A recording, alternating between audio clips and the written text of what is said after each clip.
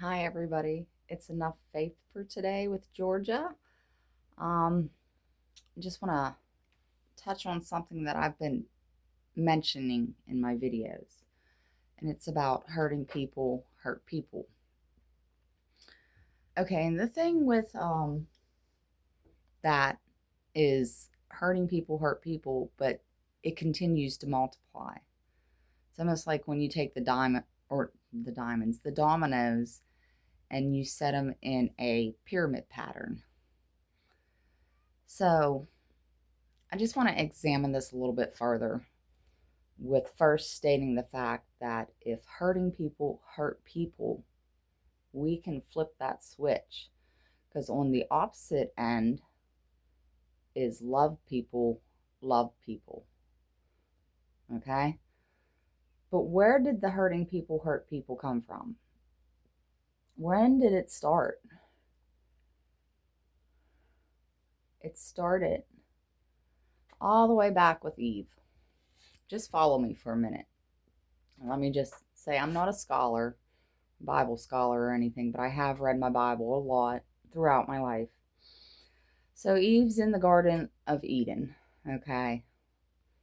And God didn't really give Adam and Eve too many rules. Keep it simple, servant. Don't eat from these trees. Maybe a few other ones. Oh, and make sure you take a day off on Sunday. That's a real hard one to follow for us, apparently. Just saying. But anyways, back to my point. So she's in the wonderful Garden of Eden, and along comes the serpent, lies to her, and something sparked inside of her. And what it was is self-centeredness, is what I would label it, because she started thinking about herself, and a lack of gratitude because she had more than enough, her and Adam both. And she took that bite. She got kicked out. Adam got kicked out. They had to really start working the soil and the ground, because it wasn't the lush Garden of Eden anymore. They were outside. And they did the best to survive, right? Just like we do. And they had a son, and they had another son. And from that seed of sin that Satan got started with a lie, um, Cain killed Abel. How quickly did the sin start to overtake for it to go from eating a piece of fruit that you weren't supposed to eat to being, I'm pissed off at my brother, so I'm going to go kill him? That's like a massive escalation in a short amount of time. Seriously, think about it. Okay, so stay on point. Hurting people hurt people. And that was the first hurt person that hurt another person. And what is our second commandment in the Bible? It is love thy neighbor as thyself. Love thy brother as thyself. Okay? Simple way of saying treat other people the way you want to be treated. And I know deep down in our hearts, we all want to be treated good. But we have this vicious cycle of hurting people hurt people, starting all the way back with Cain and Abel, and that pyramid of dominoes, because it's just more hurt people. And so they're hurting even more people, and it just keeps escalating, just like the sin did. Okay? We have got to find a way to stop this cycle. And I'm going to tell you up front right now, we can't do it alone. We have to do it with God. Okay? The way it works, spiritual warfare. Okay? God goes ahead of us, and we follow behind him in keep it simple servant obedience.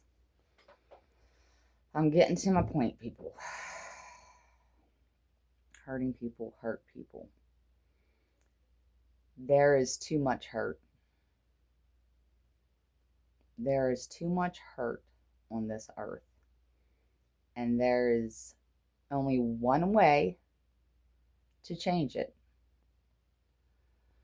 Start loving yourself to start with, because you cannot truly love somebody else if you don't actually love yourself. And I'm just going to be honest with you. A lot of people out there, they think they love themselves.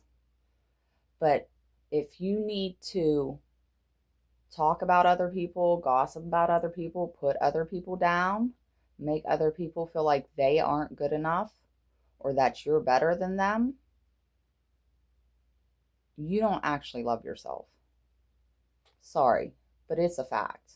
You can choose not to believe me, but it is the truth. So we have to consciously make a decision to stop hurting other people. Seems very simple, doesn't it? Like, and if you do, because we all hurt people, like that's a human nature effect. It's part of being human. You're going to mess up and you're going to hurt somebody else's feelings. And that's where you got to kick in the forgiveness in order for the love to grow. Because it takes love and forgiveness to equal healing. And we have to remember we are all imperfect people. Every last one of us. And we are going to do something along the way that's going to hurt somebody else's feelings. And most of the time, it is unintentional. Like, we are not intentionally going out there viciously, maliciously trying to hurt people's feelings.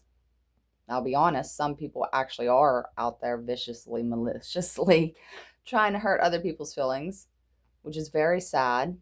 Remember, karma is real. What you put out, you're going to get back. And I am living proof of that. I'll explain that in another video. But it's real. Karma is real. And the power of karma is in God's hands. Okay? Vengeance is mine, saith the Lord. Pray for your enemies. Pray for your enemies. Who's your enemies? My biggest one is Satan. He's messed with me my whole life. He has put me through torturous depression ever since I was a child. Serious depression. And that is not something that God placed on me. I know that for a fact, because over 46 years I have grown in my relationship with God. And I know for a fact, get in the Word, it'll tell you. It'll tell you the truth. God loves you. He loves you more than you could even imagine. And He wants good for you. But we are all human beings with free will. And over the course of the centuries, our free will has chosen to suppress people or oppress, whichever word it is. Okay? Because we are being oppressed. The amount, and I don't usually get into politics, so this is the only thing I'm going to say about it, because it's truth. It's the facts. The amount of money we send in for taxes and the amount of money that actually gets used to do something good are completely different. Just Google it. How much of the taxpayers' money is wasted each year? The results will shock you. So why are we giving the government so much money just so they can throw it away? I'm gonna shake your head, scratch your head. Like, seriously. Like, let me choose where I want to put my money. And they're taking a lot more than they're supposed to. They're taking 30%. I mean, biblically, it's supposed to be 10%.